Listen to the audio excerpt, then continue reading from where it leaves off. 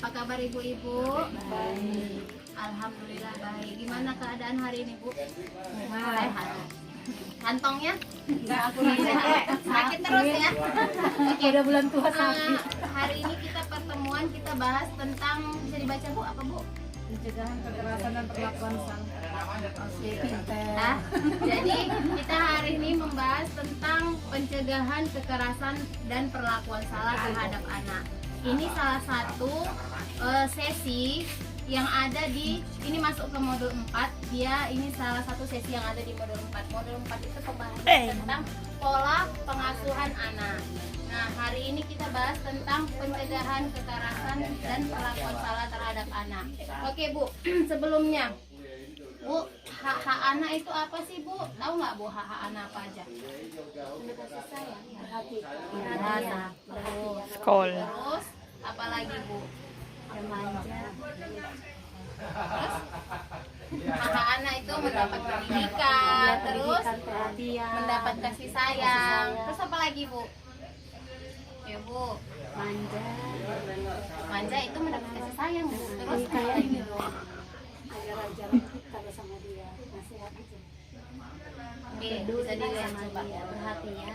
Iya, perhatian. Itu dia sekolah itu masuk. Nah, itu sama kayak kasih sayang. Ya, ini kita lihat dulu. Nah, jadi kita hak-hak anak itu udah Ibu sebutkan tadi satu-satu. Nah, selain hak, anak juga punya kewajiban kan. Kewajiban anak itu apa sih? Ya pastilah Bu, bantu orang tua ya kan. Terus apa lagi? Kewajiban. Terus apa lagi? Belajar. Ya, itu kewajiban anak. Ya kan? Karena dia udah disekolahkan, kewajibannya itu kita sebagai orang tua udah memenuhi haknya, berarti anak harus memenuhi kewajibannya. Ya, nah jadi ini ada hak anak. Hak anak adalah hak yang melekat pada martabat manusia sebagai insan ciptaan Tuhan yang Maha Esa. Nah, jadi hak itu adalah martabat yang melekat gitu ya, Bu ya. Jadi ada nggak, Bu, kalau kita lihat zaman sekarang itu ada nggak orang tua yang nggak memenuhi hak anaknya? Banyak ya. Banyak contohnya. Iya, gara-gara ekonomi. Nah, jadi Bu, apalagi zaman sekarang banyak perlakuan kekerasan terhadap anak ya kan, Bu. Nah, pernah nggak, Bu, di sekitar sini kita jumpain ada perlakuan kekerasan terhadap anak? Sejauhnya anak lah yang nggak pernah melakukan hadiah. Anak yang Bukan hadiah aja, anak kita pun bandel. Anakku nggak juga makan gini aja. Si Nadia tuh tengok kan, sampai mamanya pengen. dapat pegangan. Oh, Nggak ada. Makan ya, sendiri sekarang anak. cuman nah sekarang kita, Bu, harus mewaspadai juga kekerasan pada anak. Selain kekerasan kan anak banyak mendapat kekerasan itu bentuknya macam-macam, ada kekerasan seksual, kekerasan fisik ya kan, Bu. Nah kalau di luar kita banyak melihat contoh orang tua melakukan kekerasan seksual kepada anak. Nah itu sebenarnya balik lagi ke awal, faktor ekonomi ya kan, Bu. Bisa jadi faktor ekonomi, terus kebiasaan buruk dari orang tuanya ya kan. Apalagi kalau misalnya orang tua, ayahnya itu bukan kan tidak hilang akalnya, pasti melakukan hal-hal yang tidak senonoh gitu ya kan. Jadi tugas ibu adalah apa? Melindungi dan menjaga anak. Ya, jadi tugas ibunya melindungi dan menjaga anaknya. Kalau bisa anak itu harus dipantau 24 jam. Memang nggak bisa kita pantau kalau dia sekolah, kita nggak bisa pantau ini mungkin ya kan. Cuman setidaknya dari rumah ibunya udah kasih pengertian, kasih pengarahan gitu ya kan, Bu. Nah jadi sebelum ibunya melakukan tindakan misalnya kekerasan, kalau ibu mukul anak itu juga termasuk kekerasan, jambak itu termasuk kekerasan. Nah jadi Bu, nah itu dia tujuannya, Bu. Di sini Ibu sebelum mau melakukan kekerasan kepada anak dikontrol dulu ya kan, Bu. Jadi ini sebenarnya kita sama-sama belajar. Saya juga belajar dari orang ibu kan. Kita kontrol diri kita sebelum kita marah. kepada anak, kita ingat kebaikan-kebaikan anak tadi. Ya kan Bu? Nah ini ada contoh kartu perilaku baik dan buruk anak. Nah, pokoknya intinya sebelum kita mau mukul anak, mau banting anak, mau mukulin anak, iya, itulah setan tadi kan udah keluar duluan. Jadi intinya sebelum kita mau marah sama anak, kita ingat dulu kebaikannya gitu. Nah, nih.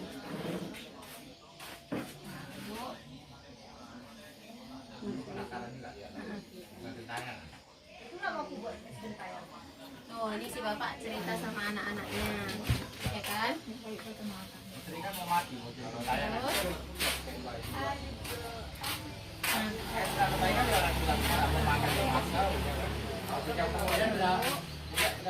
Ibu, ini di sini contohnya orang tua juga perlu loh Bu bermain-main dengan anak supaya apa? Melatih kedekatan antara orang tua dan anak, ya kan Bu? Cuman mungkin kayak ibu pasti ibu berpikir, aduh udah capek Bu satu harian. Bu, anak itu nggak perlu kuantitas itu nggak perlu jumlahnya banyak, yang penting kualitasnya. Nah, setengah jam pun, 30 menit atau 15 menit pun ibu bersama anak, itu bakal diingat anak gitu. Kalau misalnya satu hari sama sekali ibu langsung bilang, aduh capek lah Bu, nggak sempat lah nemenin anak gitu loh. Siapa jadinya yang mau nemenin? Supaya apa? Melatih kedekatan dia, biar anak itu terbuka dengan orang tua, ya kan Bu? Dan dia kalau ada masalah di sekolah, pasti dia harus ceritanya ke orang tua. Karena kalau seandainya si anak ini punya masalah tapi dia nggak mau cerita ke orang tua, itu bakal berdampak buruk pada anak. Dampaknya itu satu, uring-uringan. Yang kedua, itu berdampak juga dengan prestasi dia di sekolah, ya kan Bu? Nah, jadi prestasi di sekolah, terus apa lagi Bu dampaknya? Pemurung anaknya, ya kan? Nah, jadi kalau bisa Bu dari sekarang dilatihlah. Nggak mesti setiap hari, yang penting ada aja 30 menit sebelum tidur itu bisa digunakan untuk biar ibu cerita-cerita sama anaknya. Cuman tanya aja, kayak mana tadi di sekolah nak gitu, kayak mana pelajarannya. Nah, apalagi sekarang daring ya Bu ya. Nah, efek bagusnya itu kelebihannya ibu daring itu apa? Ibu lebih dekat sama anaknya, ya kan Bu? Semua memang belajarnya sekarang lagi daring, jadi ibu lebih dekat ke anaknya, ya kan Bu? Kayak nih, ini contoh, anaknya mau ikut, ibunya langsung bercakap, nyusahin aja. Nah, itu kan buat anak itu jadi ada pikiran negatifnya, ya kan Bu? Nah, ibunya jadi anaknya jadi mama kayak gini gitu, ya kan? Jadi belajar dari sekarang ibunya, ingatlah yang saya bilang, nggak perlu banyak, nggak perlu setiap hari, yang penting adalah kalau bahasa ininya bukan kuantitas tapi kualitas, ya. Kualitas itu maksudnya ya ada lah gitu setidaknya yang diingat di memori anak gitu ya Bu ya. Ini bukan buat 18.22 itu waktunya letakkan HP, tapi antara jam 18 sampai jam 22. Bawa ya. Oh Ibu, nah nih bisa kita contoh cara mengajar anak. Sambil Nah, sama anak. coba ibu share sama ibu-ibu yang lain. Sistem Sistem ini ibu. caranya gini. Nah, Tapi sama maghrib kan saya sholat gitu. Letakkan dulu HP, jangan ada yang apa kan. Kita kepada anak mana pelajaran sekarang ini gitu aja. Mama nggak ngerti nih, Mak nggak ngerti, Google kan ada. Mamanya kan nggak sempat ngorder kayak gini. Makanya letakkan HP di mana kekurangannya, di mana yang apanya, jadi tanya. Makanya waktunya itu dibuat judulnya 18.22. Apa itu Kak Wan? Apa itu? 18.22 itu di antara berhenti dulu pegang HP, apa-apa itu jadi satu bersatu. Walaupun sekutel rumah kami bersatu, ada di sana, ada di sini. Gitu. Oke, mantap. Sekalian makanya itu waktunya 18.22. Jadi kan tahu yang keluar di mana, di dalam cemana. Gitu. Oke Bu ya, tuh bisa ditiru Bu. Memang mama cerai ibunya. tapi di waktu itu anakku masing-masing. Jadi, bisa ditiru ya Bu, yang nggak perlu kuantitas, yang penting kualitas. Ya, kalau misalnya memang handphone ini buat jauh, makin jauh, yang dekat makin jauh ya kan Bu ya. Nah gitu, jadi ada waktu-waktu tertentu untuk ibunya berkumpul sama keluarga. Nah itu tujuannya, kayak ibu Misrawati tadi kan itu bagus Bu, jadi bisa dicontoh lah untuk ibu-ibunya, ya kan? Nah, sebentar memang enggak lah, lumayan banyak juga itu 18 sampai 22 itu berapa jam ayo? Sebentar lah itu kok maka udah lama capek kali kata sedikit kalau kan 12 sampai 2 menit.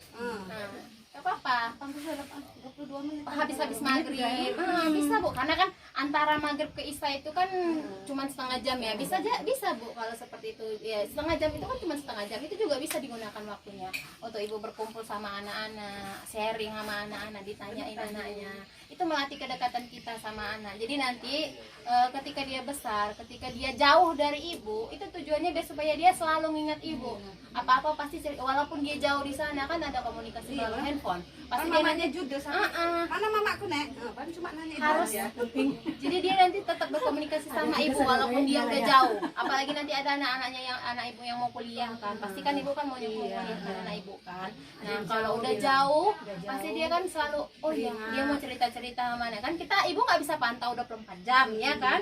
Nah jadi ibu bisa melalui handphone dia pasti cerita karena ibu udah biasakan selama dia di rumah gitu ya kan Bu. Oke, coba kita lihat film ini Bu. Kisah si Aksa. Serunya bermain bola. Ada siapa itu? Ada orang mau kasih bola baru buat Aksa. Wah, Aksa pingin sekali. Anak pintar, jangan dimulai dengan orang lain ke tempat sepi ya. Ingat, kalau ada yang mau peluk dan cium-cium kamu, tidak boleh kalau tidak ada orang tua kita ya. Kalau ada orang yang mau pegang badan, dada, perut, dan sekitar celana, tidak boleh. Kalau ada yang memaksa, harus teriak yang keras. "Tidak!" dan langsung lari ke tempat yang ramai. Jangan takut atau malu ya. Cepat kasih tahu orang tua atau guru yang kita sayangi. Tidak boleh ada yang memaksa kita untuk melakukan hal yang tidak kita sukai. Bahkan orang yang paling dekat sekalipun, seperti orang tua, kakak, paman, kakek, guru, teman, atau orang yang tidak kita kenal. Jika anak-anak mendapatkan perlakuan tidak menyenangkan dari siapapun, orang tua harus membawa mereka berkonsultasi dengan para ahli agar anak bisa ceria kembali. Ingat,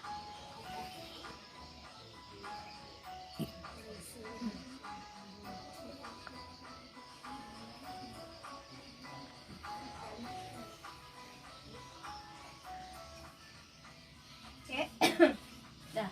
Tuh. Di sini apa Bu? Nah, videonya tujuannya untuk apa? Kisah si Aksa ya Bu ya. Nah, jadi dari video itu apa kesimpulan yang kita ambil Bu? Ayo Bu. Masih kenakan kepada anak dan sembarangan. Selain itu ada lagi Bu? Kalau dibujuk-bujuk jangan mau. Iya, kalau dia bujuk-bujuk jangan mau. Iya, ya. Jadi apalagi zaman sekarang di sekitar kita itu banyak ya kan Bu, mau ada aja alasannya orang yang terhadap anak. Nah salah satunya itu ini contoh dia kekerasan seksual kepada anak. Jadi ibunya ini biasanya terjadi di anak di bawah umur 10 tahun 12 tahun ke bawah lah ya Bu ya. Karena anak-anak umuran segitu itu dia masih labil istilahnya kan, mau aja dibujuk sama orang, mau aja dari rumah. Jadi itu sendiri jadi dari rumah itu udah dibiasakan jangan mau dikasih sama orang, jangan mau dikasih apa-apa sama orang, dijelaskan Bu dari rumah ya Bu ya. Sama orang yang kenal, sama jangan sekali. mau dibawa sama orang yang nggak kenal gitu ya. Yang kenal pun juga. Iya, kenal pun juga kayak contoh tadi ya kan Bu ya. Jadi yang menjemput mau lah ikut dia bayar kemana. nah jadi tujuannya di sini orang ibunya supaya lebih mengontrol, lebih memperhatikan anaknya, ya. Pertemuan kita sampai di sini. saya ucapkan terima kasih untuk ibu-ibunya atas waktunya. Nanti kalau apa kita bahas lagi ke materi selanjutnya. Oke Bu ya. Terima kasih saya ucapkan. Saya sudahi dengan assalamualaikum warahmatullahi wabarakatuh.